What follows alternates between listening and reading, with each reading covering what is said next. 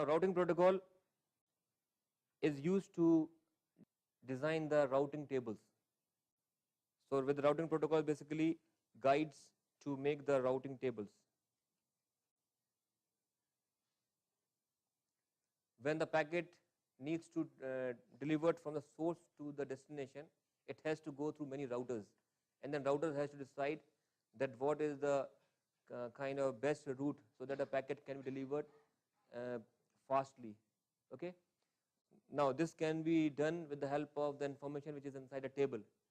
Now this table is prepared or developed using some protocol, some logic, some algorithm, and we are calling it as a routing protocols or routing algorithm. Routing algorithms are one of the most complex algorithms. Now we have something called switching. Switching is meaning of switching is moving the packet from one router to another. So the routing table help us to do a better switching. If routing table is good, if it contains all the information, then it will be able to guide where to move next, so that the packet can be delivered to the destination.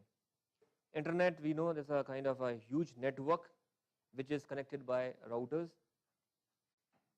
So when the datagram need to be traveled, it has to go through routers. So router must have something with them to forward this packet. Now when I say something with them means they have some table, they have some information, and this is called routing tables. And how these tables are made, now we are going to discuss these kind of algorithms.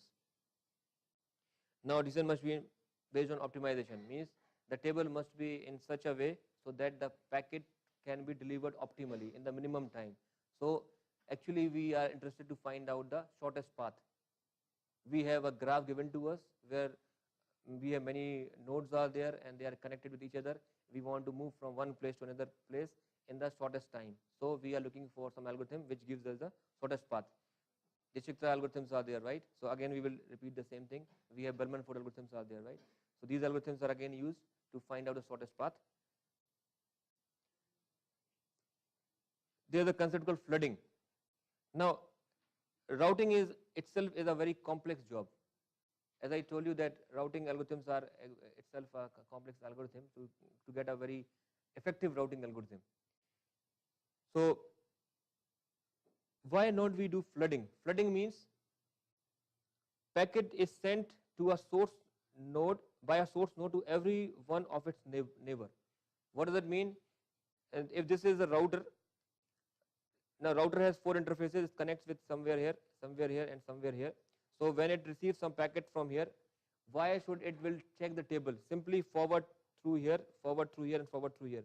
And then again we have some router, it keep on forwarding to every its connection. So what will happen? Definitely your packet will reach. So what are the advantages you can see? So I can, if I want to write the advantages or find out the advantage of this approach, the first advantage I can see is no need of routing tables, which itself is a very complex task. No need of routing tables. When you are doing flooding, no need of routing tables. Second thing is guaranteed. That is more reliable. It's very much reliable. Definite means you will be able to deliver your packet for sure because all are connected with each other. But what are the disadvantage? Disadvantage is huge congestion, huge. All are sending with each other and then duplicate packets may be reaching. Okay, because all are connecting to each other and all are sending to the destination. So there is a possibility that duplicate packets are reaching. So again, now these 2 points are actually have a greater impact. We cannot ignore these 2 points. That's why we want to come up with some better approach and we don't want to go with this flooding approach. So then comes the concept of routing, means we need routing table just to avoid these 2 points which is have a higher impact. Okay, just have a look on the properties. So what are the properties of this? All possible routes are actually searched and definitely one copy is going to reach to the destination. So these are the properties, but again the overall result is not that much good, so we need to go for routing. So we have 2 kind of routings, one is called static routing and then dynamic routing. Static routing is the routing technique where you are making the routing tables with the help of manual invention, means you have to fill the tables, make the tables manually. You will see that what are the networks connected to the routers, and you can make this table. But this is not of use if you are looking for dynamic, because network is very dynamic. Every time machines are coming to the network, they are leaving to the network, so it's keep on updating very frequently. So manual kind of thing will not work. We need something that can be handled dynamically. So we are discussing the dynamic routing algorithms, where the routing tables are keep on updating because their network structure is keep on changing very frequently. So we discussed 2 points, inter-domain and intra-domain routing. Now, network or internet itself is a very complex entity. It's a very complex structure where lots of number of nodes and these routers and networks are connected. So what we do is we have used the divide and conquer approach. This huge internet we have divided into smaller internets, smaller networks, and we call it as a autonomous systems. AS, autonomous systems, is a kind of a small network, is actually a small part of whole internet. So what we did, we had divided this entire internet into smaller parts. We call it autonomous systems. So we have now two things. This is our entire some imaginary internet that connects all the nodes that exist in this world. We have divided into some smaller parts. Let's say this is one autonomous system, one autonomous system, one autonomous system. This we did just to manage it. Otherwise, it becomes too complex. Now, this AS is itself an internet, means it contains lot of routers, lot of networks are there. Like in the bigger figure, if you see, it also consists of the same thing. So now we have two things are happening. One thing is we are doing routing within this system, within this part. This is one thing. If we are doing routing within this part, within this part, within this part, this is called interior routing. And the other is called between this, between this, between this, between this. This is called exterior routing. So we have two terms are actually defined here, inter and intra. So inter refers to the exterior. So when I say inter-domain routing, that is called exterior routing. And when I say intra, intra means interior. So we will see two type of algorithms are there. One is inter-domain, one is intra-domain. So routing inside this AS system is called intra-domain, and outside is called inter-domain routing. So this is a kind of example we have just discussed. This is one system, two systems. This is imaginary internet. This whole is the internet. So we have something called within the AS system is called interior routing. So this is how we have made a hierarchy of the entire routing protocols. So we have two types of protocols, interior and exterior. We call it inter-domain and intra-domain. So this is the intra means exterior. This is interior. Now for interior domain routing, for interior routings, we have two approaches to do the routing tables, to make the routing tables. One is based on distance vector strategy, one is called link state. In the intra-domain, we have path vector strategy. These are kind of approaches, you can say, these strategies.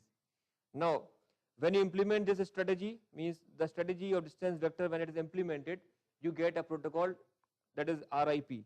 Similarly, we have this strategy, and based on this strategy, we have a protocol called OSPF.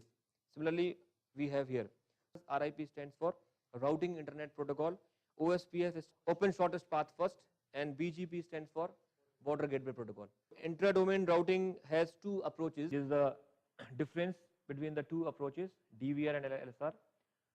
So DVR we have seen only one kind of packet is delivered, but LSR we are sending different kind of packets and different scenario. This is very powerful. LSR is very powerful. This is not that much powerful, though it is simple in structure.